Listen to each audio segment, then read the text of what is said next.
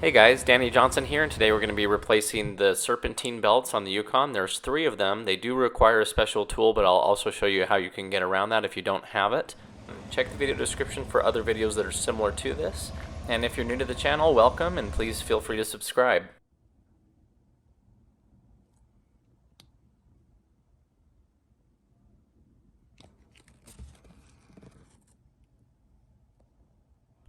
We're going to start with a 10mm socket, and it helps on an extension like this. We're going after the negative battery terminal. So we're going to go ahead and remove this. Some may say that this is not a necessary step, but I've had a lot of comments, and this is a process I do just to make sure nothing electrical happens. So we're going to go ahead and come over to the airbox now. Just have a flat screwdriver here. We're going to undo that clamp. We're going to come over here, and you're going to push on the bottom of this tab to slide off this little hose here, and there's another one on the other side, so just push down and slide those away. We now are going to undo the throttle body here, at least just where the intake connects to the throttle body. So another flathead screwdriver, we're just removing that. Now we can just slide this entire airbox off and out of the way. Okay, next we're going to go ahead after the serpentine belt, so a 1/2 inch breaker bar we're pushing down on the tensioner, and then we're just taking the belt off. We're going to slide it through the pulley. Now we have a 24mm socket, so this is for going on the crankshaft, and we're going to be able to walk this belt off. This next one's the AC belt. It's a stretch belt, so you pull on it, and then as you rotate the crank, we're walking it off. That's the way that you get this off if you want to keep the belt, otherwise you cut the belt. We're using the same process for our vacuum pump over here on the right. We're just pulling on the belt as we turn the crankshaft, and it walks it right off.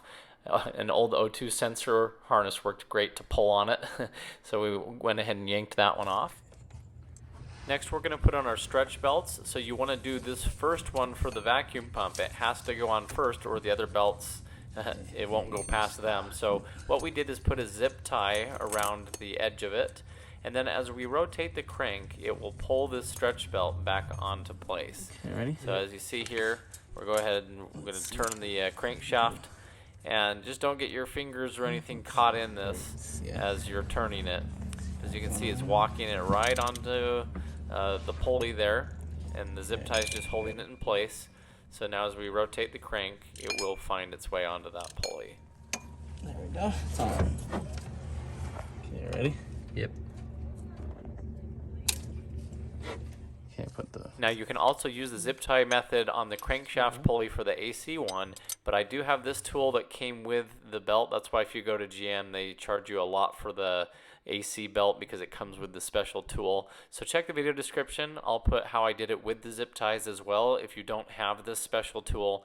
If you do have this special tool, you just basically set it on here, and as you turn the crankshaft, it just goes around with it and walks it all the way on, and then it comes out the other side. So watch the left hand side on the AC compressor, because as it's starting to stretch it on here, it likes to walk it off on the AC compressor. So you kind of got to be watching both at the same time. Again, don't get your fingers caught up into any of this. And then as you rotate this and they both go on, that tool just comes out the bottom side. Daddy? Dad? Dad? Now if you don't have the special tool, you can put the belt on the AC side, and what we're going to do is wrap a bunch of zip ties around the crank pulley. You want to be careful though, because the belt can do a figure 8 and twist, so we want to be careful with this. And so there's just a hole in the back of the pulley, and we're just putting several zip ties. So as you can see, we're just going through that little hole there, and the more zip ties the better on this one, really.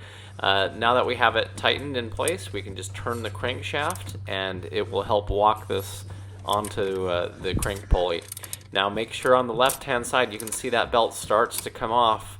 It likes to walk off, so you almost have to put something like a end of a wrench behind it to help keep that belt where it is. So see how it's starting to twist? You got to be really careful with this, and put some pressure down on here, but not with your fingers. I put a little pry bar down in here just to help push down on it, and helped keep it so that it was going where it should. Then it started coming off of here right at the very end, so I went back this way while kind of pulling gently here to line it back up so it didn't come off. So just watch it as it's coming around, make sure that those zip ties are holding it, and then just cut them when you're done. Now we'll put on the main serpentine belts. We're going to start on the water pump, then we're going to go down under the crankshaft, and then we're going to basically have it go over the crankshaft, and this is where we're going to slide it behind the tensioner. Now we'll pull it till it goes over the alternator. This is where we're going to bring in our breaker bar. This is the 1/2-inch drive one.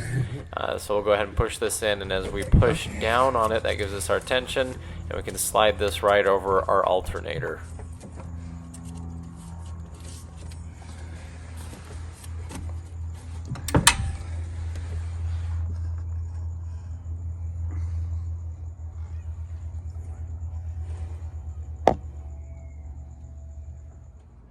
Now we can bring our air box back in, and so we're just putting it in place and tightening it down on the worm clamps. We've got the one over here as well. We did not take out the mass airflow for this video, but I have to show you plugging this in or it's going to drive me crazy. So I'm just going to plug this back in. For our vacuum hoses, we just push them from behind here until they click into place. Have one on each side here.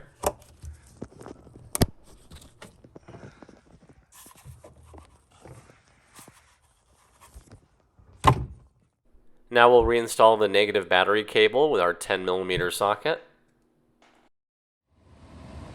Thanks for watching. Hopefully you enjoyed this video. Check the video description for my full playlist on this, and subscribe to the channel if you're new. Thanks, guys.